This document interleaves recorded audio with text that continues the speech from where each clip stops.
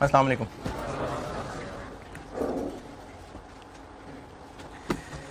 درود شریف پڑھنا.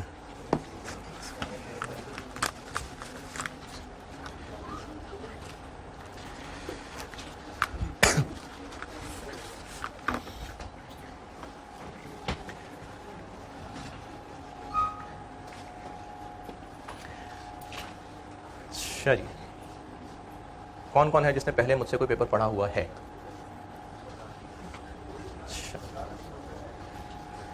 ٹھیک, چلیں پہلے دن میں آپ کو نا بس سبجیکٹ کا آئیڈیا دوں گا, پڑھاتا نہیں ہوں. پہلے دن آپ کو ویسے کچھ نصیحتیں اور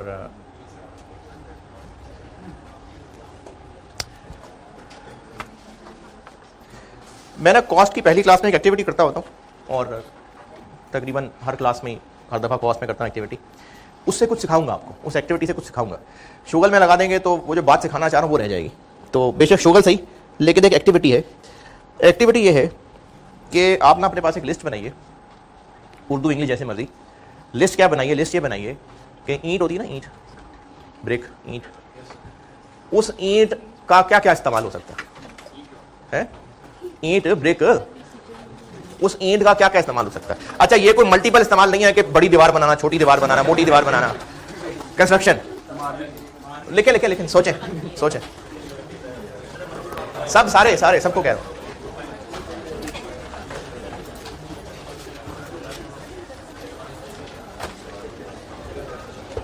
اس کا تعلق ہے سبجیکٹ سے, اس کا سبجیکٹ سے تعلق ہے.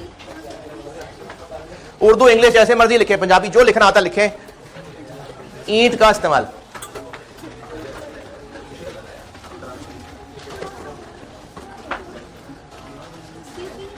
اور نقل کرنے کی ضرورت نہیں ہے, جو آپ کو ذہن میں آ رہا ہے وہ لکھیں.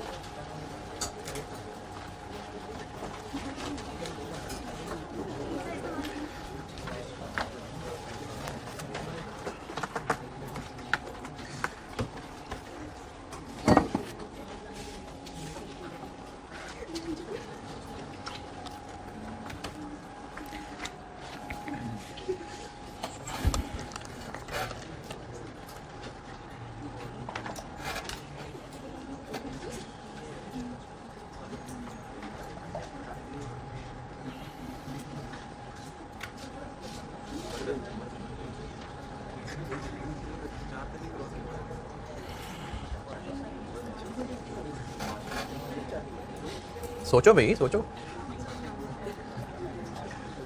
چھوٹی دیوار بڑی دیوار تو آپ نے ختم کر دیا, اسی میں سارے پوائنٹ.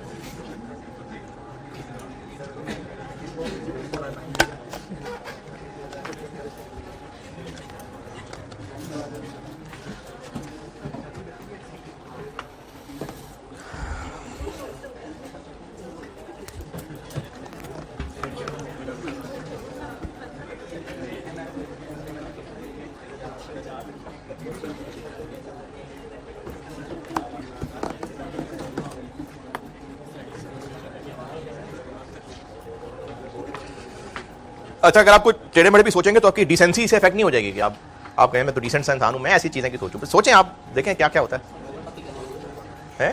سوچیں, لکھیں.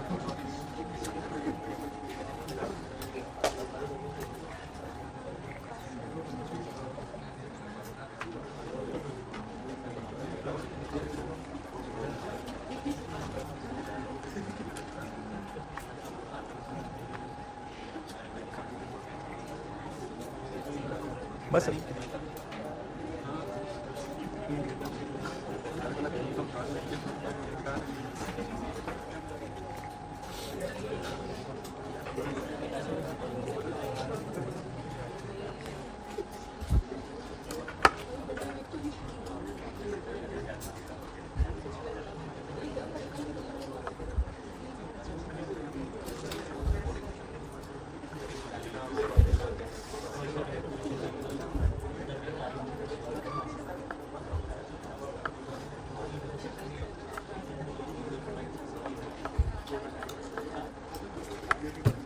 بس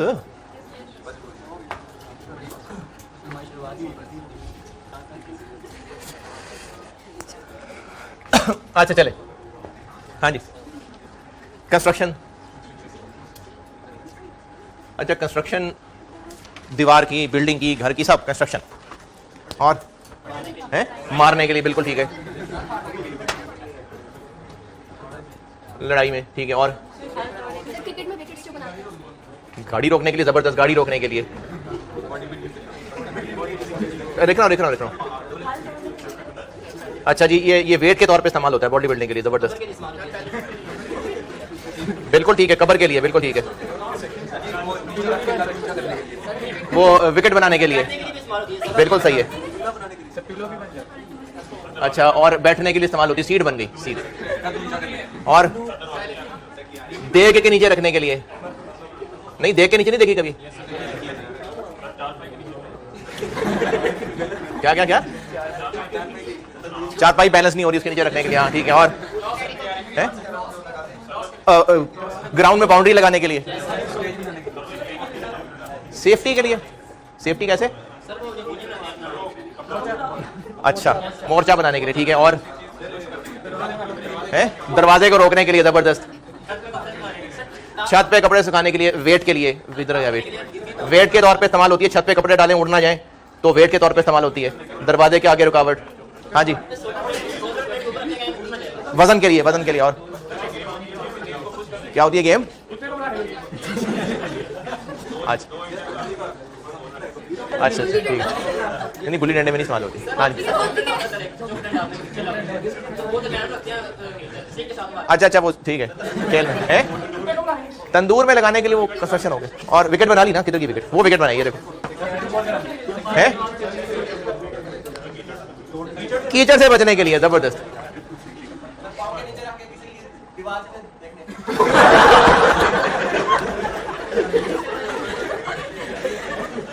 और फिर ऐसे दीवार से देखने वाले को मारने के लिए भी है,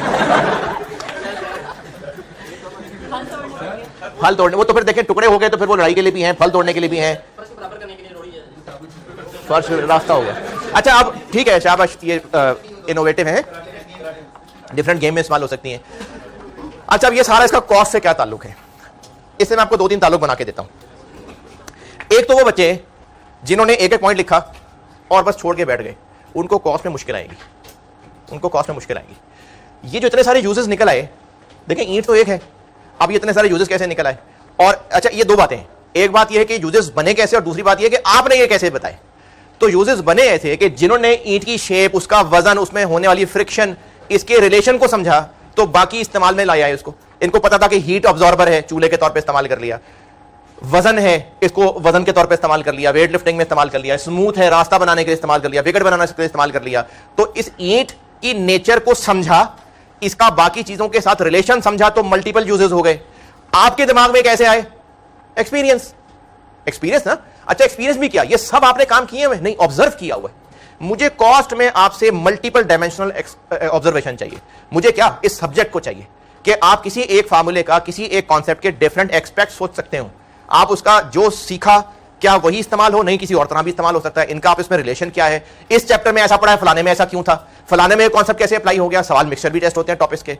तो ये एक्सरसाइज कराने का मकसद था कि आपको ना थोड़ा डिफरेंट भी सोचना है, ऑब्जर्व करना है चीजों को, दिमाग को इस्तेमाल करना है, चीजों का रिलेशनशिप आप इसमें एक दूसरे के साथ लिंक जोड़ना है। ये बेकार नहीं था, ये काम की बात थी। तो इस सब्जेक्ट के अंदर आपको अपने कॉन्सेप्ट्स को डिफरेंट जगह अप्लाई करना पड़ा करेगा, आपको मुख्तलिफ चीजों को आपस में रिलेट करना पड़ा करेगा, आपको चीजों को बहुत गहराई में सोचना पड़ा करेगा। ये सब्जेक्ट है बड़ा इंटरेस्टिंग, कुछ कमी लग रही है, ये सब्जेक्ट इंटरेस्टिंग है। हाँ पास करना है ये एक अलग बात है, लेकिन मुझे सीए के ये सबसे इंटरेस्टिंग सब्जेक्ट्स में से एक लगता है कॉस्ट अकाउंटिंग, खुद एज अ स्टूडेंट भी, एज अ टीचर भी, लेकिन एज अ स्टूडेंट भी। तो सब्जेक्ट इंटरेस्टिंग है, अगर पढ़ना चाहें तो, अगर पढ़ना ना चाहें तो मैं कुछ नहीं कर सकता आपके साथ। तो सब्जेक्ट इंटरेस्टिंग है, सब्जेक्ट भी कराते हैं इंट्रोड्यूस। उससे पहले मेरी तरफ से बहुत सीरियस सजेशन है, आप अगर इसको इग्नोर करना चाहें तो आपको आगे मुश्किल आ जाएगी। सजेशन सीरियस है, आप उसमें से जो लेना चाहें, खासतौर पे ऑनलाइन वाले बच्चों को भी कह रहा हूं, आप में से वो बच्चे जो अभी एएफसी पास करके कैफ में आए हैं, जिन्होंने अभी एएफसी किया है, तो उन्होंने अकाउंटिंग एएफसी में नहीं पढ़ी, और चूंकि अभी अभी कैफ में आए हैं तो इंट्रो टू अकाउंटिंग कोई सब्जेक्ट ही नहीं पता आपको क्या है। वो अभी अभी एएफसी पास करके आए हैं और वो अभी ही कैफ के पेपर अटेम्प्ट करना चाह रहे हैं, और उनके पास ऑप्शन है। आई रिकमेंड कि आप कॉस्ट को शुरू में मत रखिए, आप FR1 रख लें, कॉस्ट को पेंडिंग कर दें, क्योंकि कॉस्ट के लिए बहुत ज़रूरी है कि आपको बिजनेस की थोड़ी बहुत सेंस हो اس کا مطلب یہ نہیں ہے کہ FAR1 کے بغیر آپ کاسٹ نہیں کر سکتے, نہیں ایسی بات نہیں ہے. دیکھیں ایک پیپر ہوتا تھا انٹروڈکشن ٹو اکاؤنٹنگ, جنہوں نے پچھلے سال میں کہیں کیف شروع کیا ہوگا نا, ایک پیپر ہوتا تھا انٹروڈکشن ٹو اکاؤنٹنگ. وہ پیپر کیف میں تھا اور کیف سے نکال کر اس کو AFC میں ڈال دیا, AFC جو PRC ہے, تو وہ اسی لیے ڈال دیا کہ وہ اتنا بیسک ضروری تھا کہ آگے ہر سبجیکٹ میں کہیں نہ کہیں اس کا کوئی تعلق بننا تھا. تو انہوں نے اگر اس کو PRC میں ڈالا تو کسی وجہ سے ہی ڈالا ہوگا. تو اس لیے وہ بچے جن کے پاس اور آپشنز ہیں, اور آپشنز کیسے ہیں, کیف کے پہلے سٹیج میں 4 پیپر ہیں, 4 ہے نا, اور وہ بھی 3 رکھنا چاہتے ہیں, تو آپ کاسٹ کی بجائے ٹیکس, لا اور FAR1 رکھ لیں.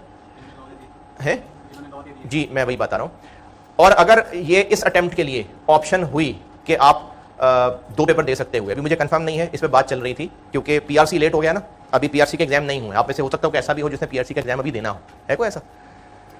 اچھا چلیں, اس میں پچھلی کلاس میں تھا, تو اس کے ایگزام بھی لیٹ ہو گئے. تو یہ ہو سکتا ہے, میں اپنی رائے دے رہا ہوں, یہ ICAP کی طرف سے اس میں کوئی انڈیکیشن نہیں ہے, میں اپنی رائے دے رہا ہوں. ہو سکتا ہے کہ سپٹمبر 22 میں بھی شاید یہ ریسٹرکشن ہٹا لی جائے کہ آپ کو کم از کم 3 پیپر دینے ہوں گے. ہو سکتا ہے ایسا ہو سکتا ہے, چانس ہے. تو پھر 3 پیپر کی ریسٹرکشن اگر نہ رہی تو ٹھیک ہے, پھر آپ کو مجبوری بھی نہیں ہے 3 پیپر دینا. تو آپ اس کو ضرور سوچ لیجیے گا میرے اس مشورے کو, کہ اگر آپ کو اکاؤنٹنگ کی, کیلکولیشنز کی کوئی سینس ابھی بنی ہی نہیں ہے کہ بزنس کیا ہوتا ہے, اس کے خرچے کیا ہوتے ہیں, تو آپ کو کاسٹ میں مشکل آئے گی. آپ کے پاس اگر آپشن ہے تو آپ کاسٹ کی جگہ دوسرا پیپر پڑھ لیں. ٹھیک ہے, یہ میری طرف سے نصیحت ہے آپ کو, سنسیئر نصیحت ہے. اور سنسیئر کی بات آپ اس سے اندازہ لگا لیجئے کہ اگر آپ میں سے کچھ بچے کاسٹ ڈراپ کر دیں گے تو میرا نقصان ہے. لیکن میں آپ کی سنسیئرٹی میں آپ کو مشورہ دے رہا ہوں کہ اگر بیٹا اور آپشن ہو آپ کے پاس. اچھا, میں ان بچوں سے بات کر رہا ہوں جو ابھی AFC سے آئے ہیں, نئے تازہ, یہ میں ان بچوں کی بات کر رہا ہوں جنہوں نے پہلے کہیں کسی بھی لیول پہ تھوڑی بہت بھی اکاؤنٹنگ, آپ کو پتا ہے ایکسپینس کیا ہوتا ہے, ایسٹ کیا ہوتا ہے, اگر تھوڑا بہت بھی پتا ہے پھر ٹھیک ہے. لیکن اگر پتہ ہی نہیں کہ ایکسپینس اور ایسٹ کیا ہوتا ہے تو میرے بچوں تھوڑی مشکل آئے گی آپ کو, ڈیپریسیشن. اور ویسے کوشش میں پوری کرتا ہوں کہ جو بھی پڑھا رہا ہوں وہ 0 سے ہی ہو, لیکن پھر بھی کچھ بیسک چیزیں ہوتی ہیں, انکم, ایکسپینس, ایسٹ, پروفٹ, یہ نام اگر آپ کے لیے بالکل ادھورے ہیں, آپ کو پتہ ہی نہیں بزنس کے اندر کیا کیا خرچے ہوتے ہیں, پھر میرے بچوں آپ کو مشکل آ جائے گی, بہت زیادہ مشکل آ جائے گی. لیکن اگر پروفٹ کا آئیڈیا ہے کیا ہوتا ہے, ایکسپینس, انکم, ایسٹس, ان کا اس حد تک آئیڈیا ہے کہ آپ کو کوئی ان چیزوں کے بارے میں یہ نہ ہو کہ پتہ نہیں کیا باتیں ہو رہی ہیں, پھر چل جائیں گے آپ کاسٹ میں, پھر نہیں ہوگا مسئلہ. لیکن اگر بالکل بھی نہیں ان ٹرمز کے بارے میں پتا, جو میں نے آپ کو بھی نام بولے ہیں, کیونکہ ہوگا کیا کہ آپ اگر ابھی پڑھ بھی رہے ہوں گے FAR1, جیسے آپ میں سے کئی شکلیں ہیں جو بھی FAR1 میں بھی میرے پاس بیٹھے ہوئے تھے, تو اگر آپ FAR1 پڑھ بھی رہے ہیں تو پھر بھی FAR1 کی 8, 10, 12, 15 کلاسز کے بعد جا کے آپ ان کے قابل ہوں گے, تو تب تک تو آپ نے 15 لیکچر کاسٹ کے ضائع نہ کر دیے ہوں گے.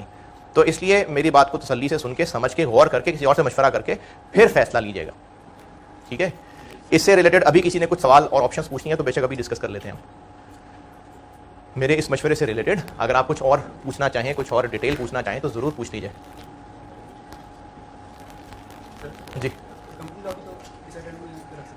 ہاں بالکل رکھ سکتے ہیں. نہیں, کمپنی لاگ ہی اسٹیج میں یہ انہوں نے کہا ہے کہ رکھ سکتے ہیں. 2 پاس ہے تو کر سکتے ہیں.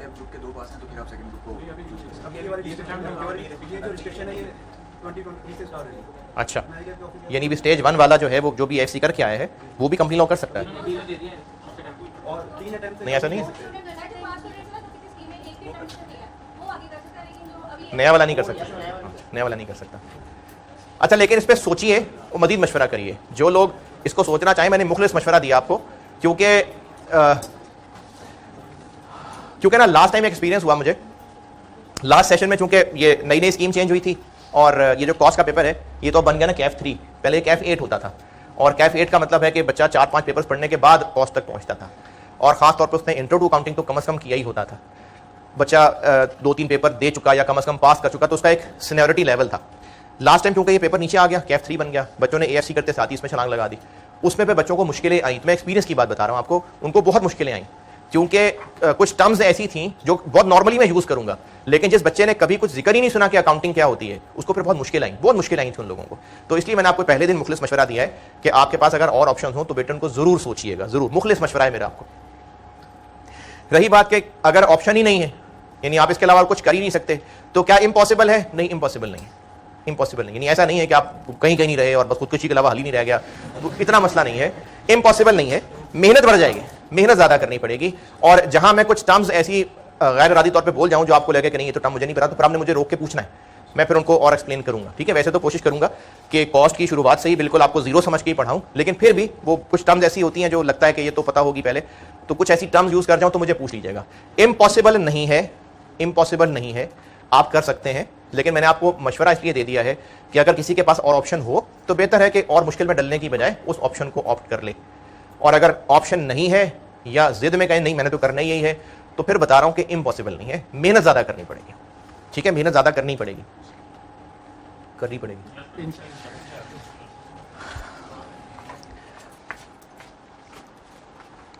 یہ اس پروجیکٹر کا ریموٹ ہے اور بہت قریب سے تو نظر آپ کو نہیں آ رہا, لیکن اس میں کچھ بٹنز ہیں. یہ مٹیریل کیا ہوگا, یہ پلاسٹک ہوگا, اور ادھر یہ اسکروز ہیں, اور ان کو کھول لیں گے تو اس کے اندر بھی کچھ بھرا ہوا ہے. اس کو بنانے کے لیے کیا کیا استعمال ہوا ہوگا, یہ پلاسٹک استعمال ہوا ہوگا, یہ جو بٹن ہیں یہ ربر کے ہیں. ٹھیک ہے, اور اس کے اندر چھوٹی موٹی کوئی وائرنگ بھی ہوئی ہوگی, اور یہ اسکرو ہے, اسکرو استعمال ہو گئے, اور اس کے اندر کوئی نہ کوئی بیٹری ہوگی, کوئی نہ کوئی تو انرجی چاہیے اس کو, اور کچھ اور خاص ٹرمز ہوں گی. اب یہ ایک لائٹ بھی ہے اس کے اندر, یہ لائٹ بھی ہے. پھر اس کے اندر کوئی تو کنیکشن کے لیے کوئی سافٹ ویئر کچھ تو کوئی نہ وائرنگ ہوئی ہوگی نا, کوئی اس کے اندر جیسے وہ سرکٹس ہوتے ہیں, کوئی تو سرکٹ ہوگا اس کے اندر. اچھا, اس سرکٹ کی مزید ڈیٹیل میں چلے جائیں, اس میں بھی پلاسٹک ہے, کوئی میٹل وغیرہ بھی ہے. یہ تو اس کے ساتھ سیٹ ہوتا ہوگا, لیکن اگر یہ ریموٹس بھی بکتے ہوں, جو بزنس یہ ریموٹ بیچتا ہو, یہ کتنے کا ہوتا ہوگا remote? Any idea, rough idea? چلو 100 روپے کا لگا لیتے ہیں, 100 سے زیادہ کا ہی ہوگا ویسے, چلو 150 لگا لیتے ہیں, 150 لگا لیتے ہیں. چلو جی 150 کا ریموٹ ہے, یہ 150 روپے کا ریموٹ ہے. اچھا, جو بزنس یہ ریموٹ بیچتا ہے, اگر تو وہ ریموٹ خرید کے بیچتا ہوگا تو ان کے لیے یہ فیصلہ کرنا کہ 150 روپے کا بیچیں یا نہ بیچیں نسبتاً آسان ہوگا. دیکھیں, بزنس کا مقصد کیا ہوتا ہے زندگی کا؟ پروفٹ کمانا. پروفٹ کا مطلب ہوتا ہے کہ جو خرچے کیے ہیں وہ کم ہوں اور جو کما رہے ہیں وہ زیادہ ہو, تو نیٹ ان کا رزلٹ پروفٹ بچے گا. تو اگر ایک بزنس یہ خرید کے بیچتا ہوگا تو جتنے کا خریدے گا اس کے حساب سے وہ کیلکولیشن کر سکتا ہے کہ اتنے کا بیچے. لیٹ سے وہ یہ خریدتا ہوگا 80 روپے کا, تو 81 روپے کا بیچ دے. کیوں بھائی, اس نے باقی خرچے بھی تو پورے کرنے ہیں نا. جس دکان پہ وہ کام کر رہا ہے وہاں ملازم رکھے ہوں گے, ان کی تنخواہیں دینی ہوں گی, بجلی کا بل دینا ہوگا, کرایہ دینا ہوگا, اپنے گھر کا خرچہ چلانا ہے, تو سارے خرچوں کو سامنے رکھتا ہوگا. وہ یہ پرائس تب طے کر پائے گا اگر اس کو پتا ہو کہ خرچے کتنے ہیں. خرچے پتا ہوں گے تو پھر ہی ہے نا.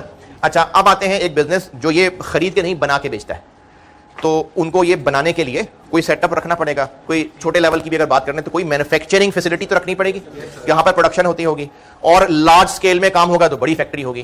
چلے اس بڑی فیکٹری میں چلتے ہیں. اس بڑی فیکٹری میں آپ اپنی سوچ کے مطابق کیا کیا خرچے ہوتے ہوں گے؟ الیکٹریسٹی کا بل ہوتا ہوگا, سیلریز, لوگوں کی سیلریز جاتی ہوں گی, جو ورکرز رکھے ہیں ان کی کاسٹ ہوتی ہوگی, مشینوں کی مینٹیننس ہوتی ہوگی, اور یہ جو اس کے اوپر مٹیریل لگ رہا ہے اس کو مٹیریل کہتے ہیں, یہ مٹیریل خرچ ہوتا ہوگا, اور مشینوں کی ڈیپریسیشن. اچھا ٹھیک ہے, چلو نیا نام ہے بہت سارے لوگوں کے لیے. جی ورکرز, ہاں ٹھیک ہے, لیبر ورکرز. ٹرانسپورٹیشن کس چیز کی؟ اچھا, جو یہ پلاسٹک خرید کے لانا تھا اس کی ٹرانسپورٹیشن لگے گی. ٹھیک ہے, اگر وہ جگہ اپنی خریدی بھی نہیں ہے, کرائے پہ لی ہوئی ہے, تو رینٹ بھی ہوگا.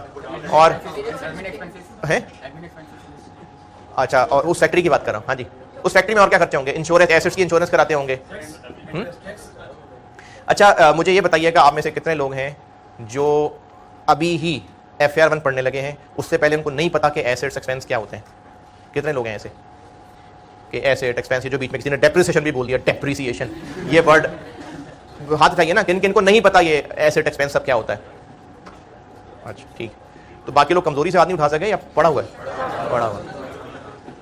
اچھا, یعنی یہ نہیں, تھوڑا تھوڑا پڑھا بے شک, لیکن ایسٹ ایکسپینس سنے ہیں نا نام. اچھا, یہ جو 5, اچھا اب یہ جو 5 لوگ ہیں, نہیں باہر نہیں نکالنے. اچھا, یہ جو 5-6 لوگ تھے جنہوں نے کہا نہیں پڑھی ہوئی, وہ ابھی پڑھ رہے ہیں؟ یہ جو آپ 4-5 لوگ ہیں, کتنے دوبارہ اٹھائے نا ہاتھ, ابھی پڑھ رہے ہیں FR1 کے ابھی بھی نہیں پڑھ رہے؟ کوئی ایسا ہے جو FR1 ابھی نہیں پڑھ رہا کہ اگلی دفعہ دیکھیں گے؟ یعنی ایک تو ویسے ہی اکاؤنٹنگ نہیں پہلے کبھی پڑھی, اور FR1 بھی انہیں 5-6 میں سے, اور FR1 بھی اگلی دفعہ کے لیے ڈراپ کیا آئی کاسٹ میں. ایسا تو نہیں ہے کوئی؟ چلو شکر. اور یہ جو باقی 5-6 لوگ ہیں یہ ابھی FR1 بھی ساتھ ساتھ پڑھ رہے ہیں. ٹھیک ہے, آپ کو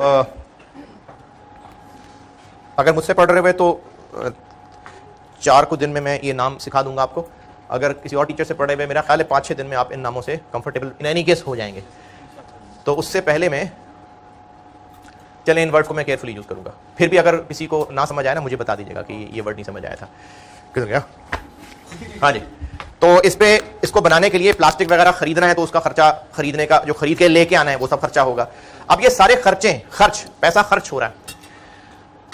بزنس فیکٹری کا اگر کرایہ دے رہا ہے تو کرایہ لیٹ سے 5 لاکھ روپے, تو اس کرایے میں سے اس ایک ریموٹ کے لیے کتنا استعمال ہو رہا ہے نہیں پتا.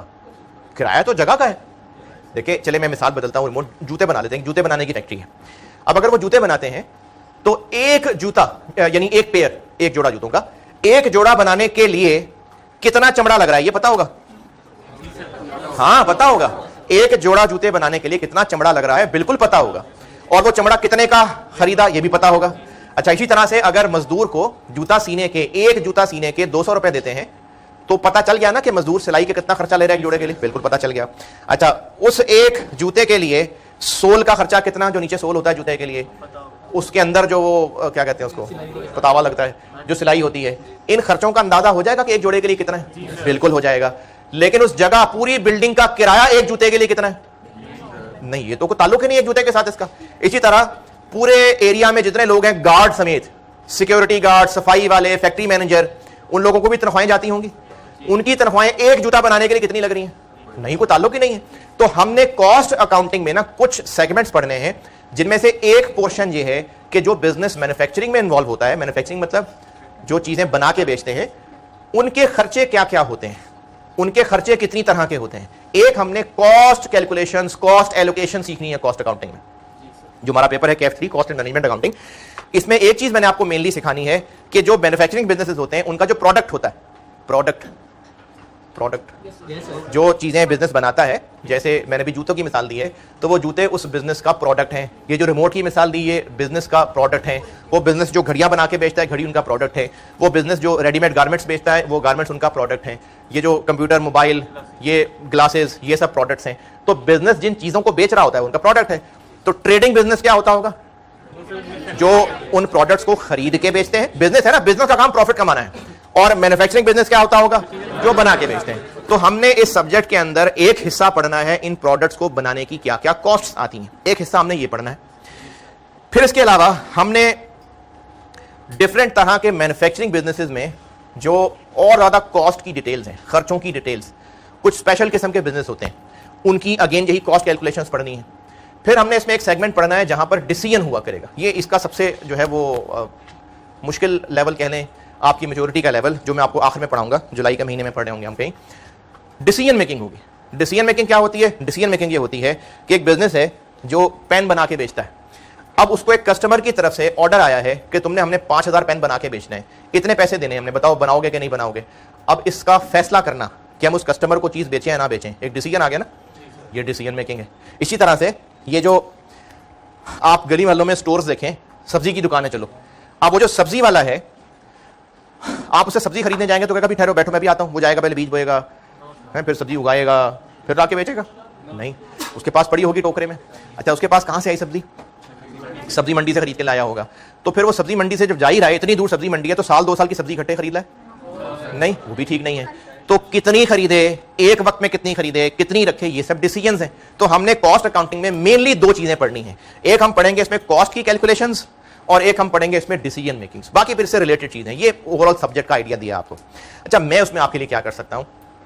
میرا کام ہے آپ کو کانسیپٹ سمجھانا, سوال کرنے کے طریقے, ان کے فارمیٹ سمجھانا, اور اپنی طرف سے پوری کوشش کرنا کہ آپ کے جو لیکچر نوٹس ہیں نا وہ اتنے مکمل اور جامع قسم کے تیار ہو جائیں کہ آپ جب بھی ریویژن کرنے بیٹھیں تو آپ کو سارا کچھ جو میں نے پڑھایا تھا سب لکھا ہوا آپ کے پاس.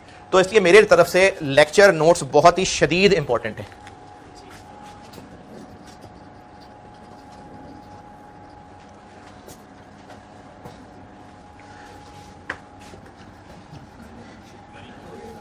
لیکچر نوٹس بہت ضروری ہیں. میں آپ کو وہ لکھوایا کروں گا. اچھا کوئی نوٹس پرنٹڈ نہیں دوں گا, 1-2 ٹاپکس کے دوں گا, کیونکہ وہ کچھ فارمولے ہیں جو فارمولے اگر میں نے آپ کو بورڈ پہ لکھوائے تو آپ دیکھیں گے کچھ اور, لکھیں گے کچھ اور, کل کو کچھ اور بن گئے ہوں گے, تو میں اس لیے ان میں رسک نہیں لے سکتا. میں ان کے آپ کو نوٹس دوں گا, باقی میں آپ کو یا تو بورڈ پہ لکھ کے دیا کروں گا یا زبانی بتا رہا ہوا کروں گا. وہ آپ نے لیکچر نوٹس بنانے ہیں, اور یہ بہت انپورٹنٹ ہے. کئی چیزیں میں آپ کو کبھی نوٹ کہہ کے, کبھی نصیحت کہہ کے لکھوا رہا ہوں گا. تو میرا آبجیکٹو یہ ہے کہ لیکچر نوٹس آپ کے کانسیپٹس کے حساب سے بھی ریزنیبل ڈسکشن ہو اس کے اندر, اور ایگزام کے لیے کمپلیٹ چیزیں اس کے اندر ہوں. تو لیکچر نوٹس آپ کو لکھوانے ہیں. انہی لیکچر نوٹس کے اندر اکثر چیپٹرز کے میرے خود بنائے ہوئے سوال جو میں زبانی بتا رہا ہوں گا, یعنی اسی وقت سوال خود سے بنایا آپ کو سمجھانے کے لیے, جس ٹاپک میں لگے گا کہ اس میں مزید پریکٹس کرنی ہے اس میں اور سوال کرا دوں گا, تو وہ لیکچر نوٹس کا حصہ ہیں. اس کے علاوہ میں نے نہ ہی رائس کی بک لکھی ہے اور نہ میں اس کو یوز کر رہا ہوتا ہوں. میرے لیے پاسٹ پیپرز انپورٹنٹ ہیں, مجھے پاسٹ پیپرز کی ضرورت ہے.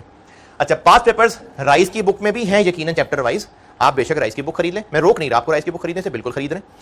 لیکن اگر کسی کو لگے کہ نہیں پاسٹ پیپرز اس میں جیسے کچھ مسنگ بھی ہوں گے, یا کو کہیں نہیں جی پوری بک نہیں خریدنی, وہ تو 1200 روپے 1500 روپے کی بک آ جائے گی, تو میری جو ضرورت ہے وہ پاسٹ پیپرز ہے. اور لاسٹ ٹائم بھی میں نے کام یہ کیا تھا کہ آٹم 9 میں آنے شروع ہوئے تھے سولوشن, اس سے پہلے سولوشن نہیں آتے تھے. تو آٹم 9 سے لے کے اب جیسے اسپرنگ 22 ہے, ان کے کوسچنز اور سولوشن. اسپرنگ 22 کا بھی تو نہیں آیا, جب آئے گا تو اس کا بھی ساتھ سولوشن ایڈ ہو جائے گا. یہ میں کاپیئر کے پاس رکھوا دوں گا, وہ اس کی بکلیٹ بنا دے گا. آپ وہ لینا چاہیں آپ وہ لے لیجیے گا. کسی نے رائس کی بک خریدنی ہے رائس کی بک خرید لے, نہ میں کہہ رہا ہوں کہ لازمی خریدیں, نہ میں کہہ رہا ہوں کہ نہ خریدیں, آپ کی مرضی ہے. مجھے پاس پیپرز چاہیے, میں نے آپ لوگوں کو پاس پیپرز کرانے. ان میں سے کچھ آپ کے ریلیونٹ نہیں بھی ہوں گے کیونکہ سلیبس میں چینجز بھی ہوتی رہتی ہیں, کچھ ٹاپک نکل گئے ہوں گے, تو ہاں کچھ چیزیں اس میں سے ریلیونٹ بھی نکل جائیں گی, لیکن میری پریکٹس پاس پیپرز ہی تھی ساری ہے. ریسنٹ اٹیمپٹ سے پیچھے چلتے ہوئے کوشش پوری ہوتی ہے کہ 80-90% ایون کے کچھ ٹاپکس 100% بھی میں ڈسکشن میں لا رہا ہوں گا.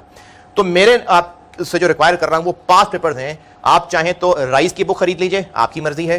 اگر نہیں تو کاپیئر کے پاس میں یہ پاس پیپر پلیس کروا دوں گا, وہ آپ سے اس کی جو بھی بنڈل بنے گا اس کے پیسے لے کے آپ کو یہ دے دے گا.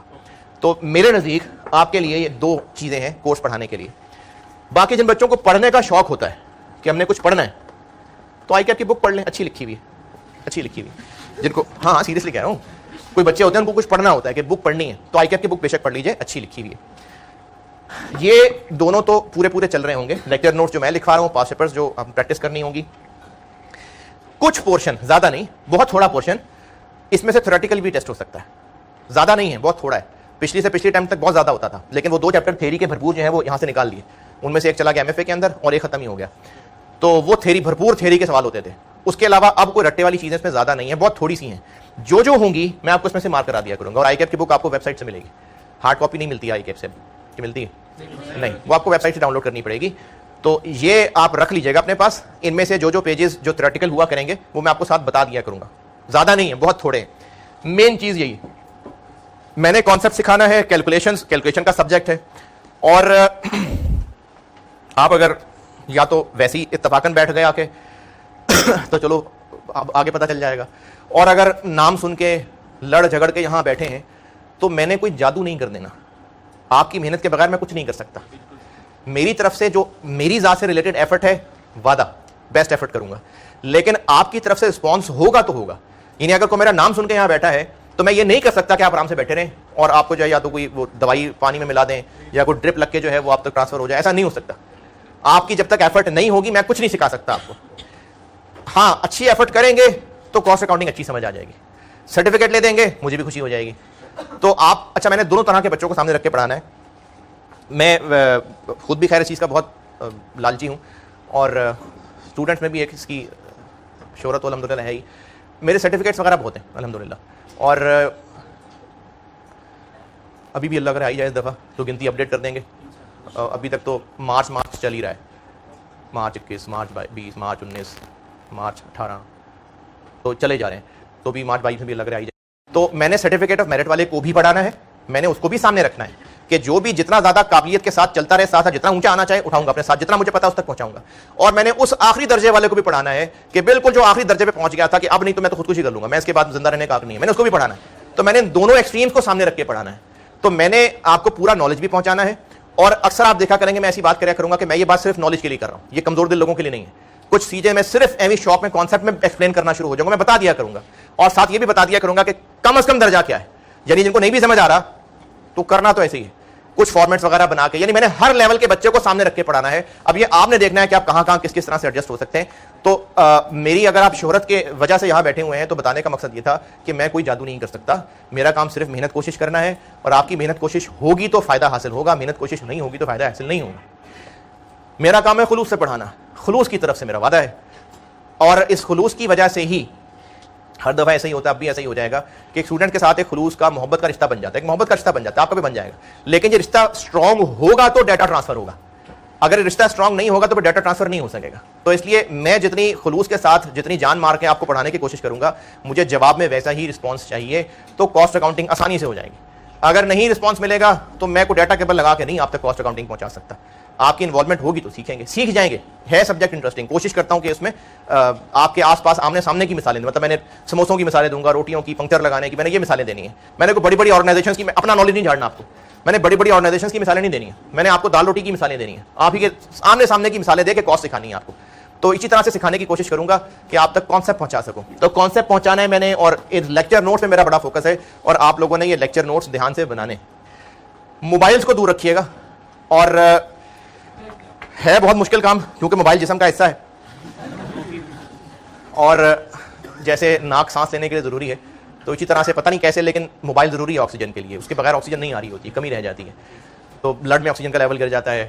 تو موبائل ہے تو بہت ضروری حصہ جسم کا, لیکن اگر آپ موبائل سامنے ہی رکھ لیں گے تو پھر تو میں نہیں ہوں, پھر تو میں گیا. آپ اپنے سامنے نہ رکھیے, پاکٹ میں رکھ لیجیے, بیگ میں رکھ لیجیے, کیونکہ اس کے بغیر آئیں گے تو وہ بہت مشکل ہے. آئیں گے تو صحیح موبائل لے کے آپ, لیکن موبائل کو میرے سے دور رکھیں گے تو میرے سے کنیکشن رہے گا. اگر آپ موبائل سے کنیکٹڈ رہیں گے تو پھر میرے سے دور ہوتے جائیں گے.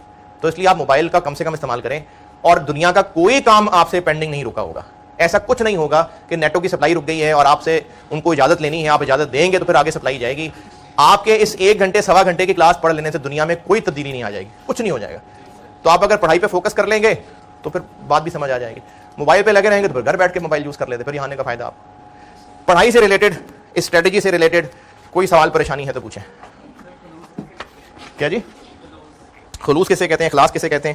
اخلاص کا مطلب یہ ہوتا ہے کہ آپ نے مجھے تو خیر نہیں, کالج کو فیس دی ہے اور مجھے کالج سے پیسے مل رہے ہیں, ارن کر رہا ہوں میں,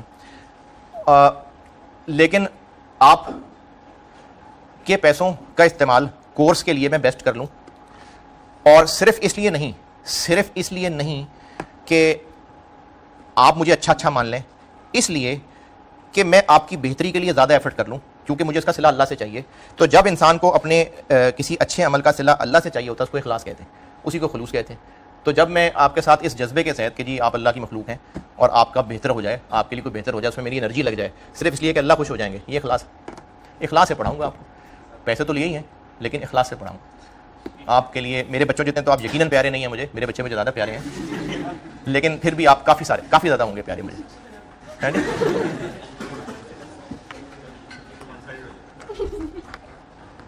ہاں جی, اور اس اسٹریٹجی سے ریلیٹڈ کوئی سوال پریشانی ہے تو بولیے. چلیں پھر آخری نصیحت جو ہے وہ اس تھوڑے ایموشنل پوائنٹ پہ, میں اگر آپ تھوڑا بھی جذبات رکھتے ہوں, وہ یہ جو کہ پہلے دن بڑا ضروری ہوتا ہے, کہنا سننا جھنجھوڑنا. آپ میں سے کوئی بھی, یا شاید کوئی ایک آدھا ہو, ورنہ میجورٹی آپ میں سے لوور مڈل کلاس یا بلو ایون کے پاورٹی لائن گھرانوں سے ہوں گے. اور آپ یہاں آئے ہیں, چونکہ کاسٹ کی کلاس ہے تو میں کاسٹ کی کیلکولیشن بھی کر کے دیتا ہوں آپ کو. آپ لوگ یہاں دوسرے شہروں سے بھی پڑھنے آئے ہوں گے. یہ جو آن لائن والے لوگ سن رہے ہیں یہ تو شاید اپنے علاقے میں ہی بیٹھے آن لائن سن رہے ہوں گے, لیکن کچھ یہاں بیٹھ کے بھی ہاسٹل میں بھی ایون کے آن لائن کلاسز لے رہے ہوتے ہیں لائبریری میں. تو آپ کو اگر میں ہاسٹل کی بات کر لوں, ہاسٹل کی مثال, تو ایک مہینہ تقریباً 20,000 روپے کاسٹ کرتا ہے تقریباً. یہ لوگ ہاسٹل میں جو ہے کوئی ہاسٹل والا ہے بیٹھا ہوا, کتنے لوگ ہیں ہاسٹل والے؟ کافی ہیں. کتنا خرچہ ہوتا ہے ایک مہینے کا؟ تقریباً 20,000 زیادہ ہی ہو جاتا ہے. چلو کم تر درجہ رکھ لیتے ہیں نا, 20,000. اچھا, اب یہ جو 20,000 کا خرچہ ہے یہ تو صرف ہاسٹل کا میں نے بتایا ہے. اس کے علاوہ آپ نے آنا جانا ہے, کرایہ ہے, چنچی کا خرچہ ہے, موٹر سائیکل ہے تو پیٹرول کا خرچہ ہے, اس کی مینٹیننس کرانی ہے, کھانا پینا بھی کرنا ہے, پڑھائی کا کام ہے, اسٹیشنری کا خرچہ ہے, یہ سارا خرچہ بھی ہوگا, کالج کی فیس بھی دی ہے آپ نے. اور اگر آپ 3 پیپر پڑھ رہے ہیں تو آپ نے تقریباً کو 50,000 55,000 60,000 کے قریب ان 3 پیپرز کی کالج فیس دی ہے. 4 مہینہ آپ نے ایک سیشن پڑھنا ہے تو 80,000 روپے ہو گئے ہاسٹل کے. آپ نے آئی کیپ کی ایگزام فیس دینی ہوگی, 10-12 ہزار ایگزام فیس ہو گئی. اس کے علاوہ اور بہت سارے خرچے ہیں, فوٹو کاپیز کے خرچے ہوں گے, کئی ایسے خرچے ہیں جو بھی پلان بھی نہیں ایون کے ہو سکتے, گھر جانا ہوگا ہفتے 2 ہفتے بعد, گھر بھی جانا ہوگا. تو آپ کو یہ صرف اور صرف آٹم 22 کی بات کر رہا ہوں, صرف آٹم 22 آپ لوگوں کو, آپ کے گھر والوں کو تقریباً 2 لاکھ روپے کاسٹ کرنے والا ہے تقریباً. اور آپ نے اگر کیف ابھی شروع کیا ہے تو آپ کو سال چاہیے ابھی, اور اس سال میں آپ کے گھر والوں کا پیسہ بھی اور لگے گا. اس کے بعد آپ کو آرٹیکلز, اچھا یہ ازیوم کہ سب پہلے میں پاس ہوتے ہیں, تو اگر کسی کو پڑھنے کا شوق ہے اور وہ بار بار ایک سبجیکٹ پڑھنے میں انٹرسٹڈ ہے کہ اور بہتر سمجھ آ جائے تو وہ اس کے علاوہ ہے. تو میں کم از کم فرسٹ اٹیمپٹ والوں کی بات کر رہا ہوں, سال لگا دیا کیف میں. اس کے بعد آپ کو آرٹیکلز ملنے میں بھی ٹائم لگتا ہے, کیونکہ آپ کو اپنی من پسند فارم چاہیے ہوتی ہے. ابھی آپ سال بعد نکلیں گے نا, آپ کو آئیڈیا ہو جائے گا, اور نسبتاً چھوٹی فارمز میں آپ نے جانا نہیں ہوتا, وہاں سال مزید ضائع کریں گے آپ. چلو اگر نہ بھی ضائع کریں اور ازیومنگ کہ آپ کو فوراً ہی رجسٹر کر لیں, جو کہ نہیں ہوتا کیونکہ ان کے پاس بھی لمیٹڈ سیٹس ہوتی ہیں. تو فارمز کی مینجمنٹ میں بھی یہ ہوتا ہے کہ یہ جو فارم کے پارٹنر ہوتے ہیں نا, ان کے پاس ایک الاؤڈ لمٹ ہے کہ اتنے اسٹوڈنٹ رجسٹر کر سکتے ہیں, تو اس کی وجہ سے کوئی ٹائم آگے لگ جاتا ہوتا ہے. 3.5 سال تو منیمم ہے, مزید ٹائم ایڈ کر لیں 6 مہینے سال, تو آپ کو ابھی کمانے کے, اچھا کمانے ہی آئے نا سارے, ہاں, تو ابھی کمانے کے لیے کتنے سال چاہیے تقریباً, پھر 5-6 سال. اب اور یہ کم از کم ہے, اس سے بڑھ جائیں گے, بڑھ بھی سکتے ہیں. ان 5-6 سال مزید آپ کا خرچہ برداشت کیا جائے گا آپ کے گھر والوں کی طرف سے, اور وہ جو خرچہ کر رہے ہوں گے وہ کما کیسے رہے ہوں گے, اس بات کا بھی شاید آپ کو آئیڈیا بھی نہیں ہوگا. کئی والدین تو بچوں سے شیئر بھی نہیں کر رہے ہوتے, جو مشکلیں وہ فیس کر رہے ہوتے ہیں, کئی والدین شیئر بھی نہیں کرتے. یعنی کئی والدین اس کو بچوں کے سامنے بھی نہیں لاتے کہ ہمیں کیا کیا مشکلیں آ رہی ہیں, کہتے ہیں بس ٹھیک ہے بچے کو خرچہ پورا ہو رہا ہے بس ٹھیک ہے. لیکن اگر سامنے نہ بھی لائیں, آپ خود بھی آبزرو کر کے دیکھ لیں, اپنے ابا کو آپ کام کرتے دیکھتے ہی ہوں گے, کسی کے اگر والد نہیں ہے, کوئی بڑا بہن بھائی ہے وہ کماتا ہوگا, چچا تایا کوئی ماموں کسی کے گھر رہ رہے ہیں آپ, تو ان کے لیے کمانا آسان نہیں ہے. جو صرف آٹم 22 اٹیمپٹ کے لیے آپ 2 لاکھ روپے خرچ کروا رہے ہیں, یہ آسان کام بیٹے نہیں ہے. اور اس کے علاوہ اور بہت ساری مسئلے پریشانی ہیں, خاص طور پہ جب آپ دوسرے شہر میں پڑھنے آتے ہیں تو آپ کے والدین کی اور پریشانیاں بھی لگ جاتی ہیں ساتھ, کہ پتہ نہیں وہاں کیسا رہنے کا معاملہ ہوگا, پتہ نہیں کوئی اور مسائل تو نہیں آگے ہوں گے, کوئی بیماری تو نہیں آ جائے گی, کوئی اور مسائل, جوان لوگ ہیں آپ سارے, جوانیاں بھی چڑھ جاتی ہیں آپ لوگوں کو, کوئی اور تو نہیں پریشانی اس طرح کی خرابیاں آنا شروع ہو گئیں. یہ ساری فکریں ہوتی ہیں والدین کی, آسان نہیں ہوتا والدین کا اپنے بچوں کو دوسرے شہر بھیجنا, خاص طور پہ بیٹیوں کو بہت مشکل کام ہوتا ہے. تو آپ ان ساری پریشانیوں, ان کی فائنینشیل مشکلوں کے بعد یہاں پڑھنے آئے. اب آپ کیلکولیشن دیکھ لیجئے, میں نے آپ کو ایک سیشن کے 2 لاکھ روپے بتائے, اب آپ اس میں ایڈ کر لیں جتنا ٹائم آپ نے لگانا ہے. وہ یہ سارا کا سارا پیسہ آپ پہ لگا رہے ہیں, یہ پیسہ بیٹا امانت ہے آپ کے پاس. انہوں نے کہا یہ لوگ کھیلو, جاؤ عیش کرو, زندگی جی لو, جا کے جی لو اپنی زندگی ہے. یہ کہا انہوں نے جا کے, یا پڑھنے کے لیے بھیجا ہے, پڑھنے کے لیے بھیجا ہے. تو ایک تو ان کا پیسہ آپ کے پاس امانت ہے, دوسرا ان کی امیدیں بہت ساری آپ کے ساتھ لگی ہوئی ہیں, بہت زیادہ امیدیں لگی ہوئی ہیں. امیدیں کیسے لگی ہوئی ہیں, آپ میں سے ہو سکتا ہے, کون سی کلاس ہے بیٹے, نہیں یہاں نہیں, آپ روم کوئی اور ہوگا اس کا. آپ میں سے ایسے بھی گھر ہوں گے جن کے چھوٹے بہن بھائی آپ پہ ڈیپینڈنٹ ہیں, کیونکہ آپ بڑے ہیں اور اما ابا کی جتنی دوڑ تھی وہ آپ تک تھی, بس جو پیسے لگا سکتے تھے وہ آپ تک لگا دیے. اس کے بعد آپ پہ انہوں نے انویسٹ کیا ہے کہ آپ کسی قابل ہوں گے تو اگلا جو ان کا چھوٹے بہن بھائیوں کا نمبر ہے وہ کسی قابل ہو سکیں گے. میرے اسٹوڈنٹس میں شامل ہیں جو محنت کر کے اپنے بہن بھائیوں کو پڑھا رہے ہیں, خود بھی پڑھ رہے ہیں, اور ایکسٹرا محنت کر کے کسی کو ٹیوشن پڑھا رہے ہیں, کوئی کام کر رہا ہے کہ چھوٹے بہن بھائیوں کو بھی پڑھا رہے ہیں. تو ایسے کیسز ہیں, ہو سکتا ہے آپ میں سے بھی کوئی ایسے ہوں. تو آپ میرے بچوں اپنے والدین کے امانت دار ہیں, انہوں نے آپ پہ پیسے خرچ کیے ہیں, آپ سے امیدیں لگائی ہوئی ہیں, آپ سے امیدیں لگی ہیں بہت زیادہ, بہت ساری امیدیں لگی ہوئی ہیں, اور آپ ان امیدوں کے بھی امانت دار ہیں. اور آپ کو ان سب چیزوں سے روکے گا کون, آپ کی جوانی, کیونکہ آپ ابھی ہیں جوان اور آپ کے اندر اتنی ساری خواہشات بن چکی ہوئی ہیں کہ آپ کو ان کو پورا کرنا ہے. اور ہمارے میڈیا کی طرف سے, فلموں ڈراموں کی وجہ سے اس میں آگ میں مزید تیل چھڑکنے کی کمی نہیں رہ گئی. اور ہمارا جو اس وقت ماحول ہے معاشرے کا, آپ کو فرق ہی نہیں پڑتا کہ کون سا ذریعہ جو ہے حلال ہے کون سا حرام ہے. یعنی آپ کو صرف فرق نہیں پڑ رہا آپ کی جوانی کی وجہ سے کہ آپ اپنی خواہشات پوری کرنے کے لیے جو ذریعہ لے رہے ہیں وہ حلال بھی ہے کہ حرام ہے, جو ریلیشن آپ بنا کے بیٹھے ہیں وہ حرام تو نہیں ہے, کیونکہ یقیناً ہے. تو یہ سارے فیکٹرز ہیں جو آپ کی ان امانت کو خراب کر رہے ہیں. دین کی بات تو چلو بعد میں کریں گے, وہ تو آپ کو میرے حلیے سے بھی آئیڈیا ہو گیا ہے کہ سیشن میں کرتا رہوں گا میں ساتھ ساتھ. جن کو میرا پہلے بھی آئیڈیا ہے ان کو پتہ ہی ہے, جن کو نہیں ہے چلو آہستہ آہستہ پتہ لگ جائے گا. لیکن اگر میں سائڈ پہ بھی رکھ دوں, آپ کی بھلے کی بات آپ کے لیے بتا دوں, تو بیٹے آپ کے والدین کا پیسہ, امیدیں, وقت آپ پہ لگ رہا ہے میرے بچوں. اگر آپ اس کی امانت میں خیانت کرنا شروع ہو جائیں گے, نہیں ہوں گے کامیاب, آپ نہیں ہوں گے کامیاب. کیلکولیشن کر کے دیکھ لیں آپ کتنا پیسہ لگ رہا ہے ان کا, کتنا زیادہ ٹائم انویسٹ کر رہے ہیں وہ آپ کے اوپر. اور آپ اگر پڑھیں ہی نہ, ہر دفعہ کالج میں آ کے بیٹھ جائیں, ہر دفعہ وہ فیسیں پہ فیسیں دے رہے ہوں گے. اور ایسا ہوتا ہے, پڑھتے پڑھتے ہیں نہیں, یہ میں کوئی بہت انوکھی بات نہیں کر رہا ہوں, ایسے ہوتے ہیں, آپ ہی میں سے ہوں گے کوئی نہ کوئی. پڑھتے پڑھتے نہیں ہیں, دل ہی نہیں کرتا پڑھنے کا, فیل ہو جاتے ہیں, اور ماں باپ کو لگتا ہے بچہ بڑی محنت کر رہا تھا اور پیپر بڑا مشکل تھا. اور وہ کہانی بھی ایسی سناتے ہیں والدین کو کہ والدین کو لگتا ہے کہ واقعی بچہ پریشان ہے اور محنت کر رہا ہے اور آئی کے شاید پرچیاں ڈال کے پاس کرتا ہے, اور وہ اگلی بار پھر پیسے دینے کو تیار ہو جاتے ہیں. چونکہ ہمیں پتہ نہیں لگ رہا ہوتا نا کہ پیسے والدین کتنی تکلیف سے جا رہے ہیں, اس لیے میں احساس نہیں ہوتا. میں ہر سیشن کی ہر پہلی کلاس میں ایک شعر سنایا کرتا ہوں, میرے دل کو بہت ٹھا کر کے لگتا ہوتا ہے شعر. شہر میں آ کر پڑھنے والے بھول گئے شہر میں آ کر پڑھنے والے بھول گئے کس کی ماں نے کتنا زیور بیچا تھا. ہم بیٹا اگر یہ ریلائز کرنا شروع کر دیں نا کہ ہمارے والدین نے ہم پہ کتنی محنت کی ہوئی ہے, تو پھر ہماری فکر ہی کم نہ ہو پڑھائی سے ریلیٹڈ. پھر ہمیں چیزیں ادھر ادھر کی اپنی طرف نہیں بہکائیں گی. بس یہ فکر جگانا مقصد تھا آپ کا کہ سیشن کے شروع میں میرے بچوں اس فکر کو جگا لو اور اینڈ تک اس کو قائم رکھنا, زندہ رکھنا, اس کو فیول اپ کرتے رہنا کہ آپ پہ آپ کے والدین کے بہت پیسے لگے ہوئے ہیں, ان کی بہت امیدیں جڑی ہوئی ہیں آپ کے ساتھ. آپ کا کام محنت کرنا ہے. دیکھو محنت کر لو, پڑھائی کی پوری کوشش کر لو, اس کے بعد رزلٹ وہ بات کا بعد میں دیکھا جائے گا. آپ کا کام صرف محنت کرنا ہے. تو کلاسز میں ٹیچرز کو فالو کر لیں, جو ہوم ورک ملا کرے اس کو کیا کریں, جو کلاس میں پڑھیں اس کو گھر جا کے ریوائز کیا کریں, ٹیسٹ ہو ٹیسٹ دیں, بس یہ سسٹم ہے, اس کو فالو کر لیں. جو مسئلہ ہو پوچھ لیا کریں, بس یہی پڑھائی ہے, یہی چاہتا ہوں میں آپ سے, میں بھی یہی چاہتا ہوں, آپ کے ٹیچرز بھی آپ سے یہی چاہتے ہیں. ٹھیک ہے, یاد رہے گی بات. چلیں کل پڑھائی کی شروعات کے ساتھ انشاءاللہ ملتے ہیں. اللہ حافظ.